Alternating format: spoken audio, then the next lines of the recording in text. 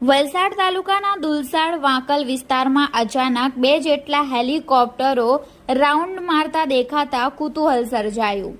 તારીખ 7 એપ્રિલ રવિવારના રોજ સવારે 11:30 કલાકે વલસાડ તાલુકાના દુલસાડ વાંકલ વિસ્તારમાં અચાનક 2 જેટલા હેલિકોપ્ટરો આકાશમાં રાઉન્ડ મારતા દેખાતા કુતૂહલ સર્જાયું હતું। દુલસાડ તેમજ વાંકલ વિસ્તારમાં હેલિકોપ્ટરના 2 થી 3 જેટલા ચક્કર લગાવતા લોકો ઘરની બહાર નીકળી આવ્યા હતા અને લોકોમાં એવી ચર્ચા થઈ રહી છે કે હેલિકોપ્ટર કોઈ સર્વે માટે તો નથી આવેલ ને જો હાલ તો કોઈ ખબર નથી કે 2 જેટલા હેલિકોપ્ટરો શા માટે ચક્કર લગાવી રહ્યા છે। હાલ એ તપાસનો વિષય છે।